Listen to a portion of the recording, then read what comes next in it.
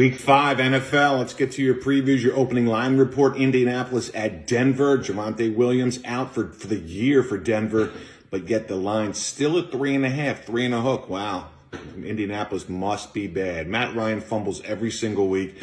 Their offensive line is hurt. Colts have big problems after last week. Big problems. 3.5, 43.5. But the early money's on the over for some reason is pushed up to 44 early. That's your first line move of the week. Giants Packers in London. Daniel Jones, not even sure if he's going to play. Tyrod Taylor, not even sure if he's going to play. Third stringer Davis Webb may play for the Giants this week against the Packers. Opened 8. The look-ahead line before this game from last week, before the lines came out, was 7.5. Total 41.5. There's really been no action yet on this game in London.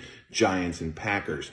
Seattle at the Saints. The Seattle Seahawks, 48 points, and Geno Smith has actually looked pretty good on offense this year.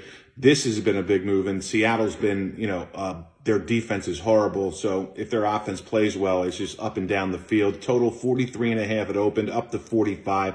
Jameis Winston may not play. Is probable. This is a wait and see game. You want to, you have to wait.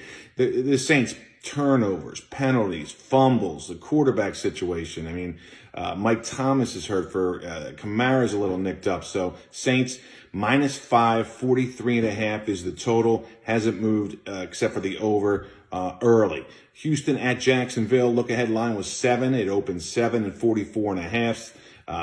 Jacksonville, 5 turnovers last week at the Eagles. They played well for a while. If they didn't turn the ball over, they'd probably beat the Eagles. No line movement on this one. Houston is 7, 44.5. They're getting 7, 44.5 at Jacksonville. Pittsburgh Buffalo. Buffalo opened 14-47.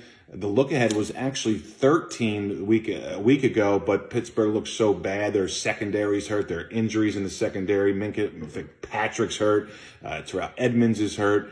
Witherspoon's hurt. They have a quarterback change they made mid-game last week against the Jets. Buffalo's got injuries too, so laying 14 may not be a number you want to lay with the Bills either, coming off 2 emotional games at Miami, at Baltimore, and their injuries are adding up as well in the secondary.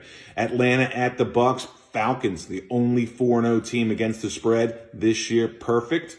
Will they remain perfect against the Bucks?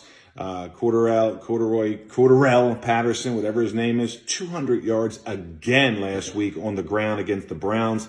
The Bucks gave up a ton of points to the Chiefs on Sunday night. They're 8-48.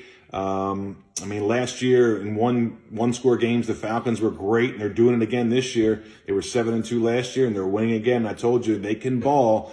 8 may be high. I'm not sure. Got to wait and see. Atlanta really hasn't played that much. New Orleans, Seattle, Cleveland, and the Rams. That's who they play the first 4 games, but they're still perfect 4-0 against the spread. Chicago, Minnesota, that opens 7, 42.5. Really not much movement on that game whatsoever. We'll have to see how the Bears come out. They had a tough road game last week against the Giants and lost. Minnesota traveled to London. They may not even be up for this one against the Bears. 7. I'm really not interested in laying points to the Vikings at home. Never have been, never will. Titans at Washington could be the trap of the week. Titans only opened up 2.5, 42.5. Only 2.5 really. When you look at that, not a solid 3 when the lines open. That looks like the trap of the week to me. Last year, when I had Titans played somebody, they were 2.5. It was a trap, and it was all over it. So this might be the trap of the week. If you like the Titans, you better get on them early because the public and most people will be betting the Titans this week. I can't see that line going any other way. Titans probably go up to 3, 3.5 by game time. On our second update, in our second video, check out the rest of the games on our previews for Week 5.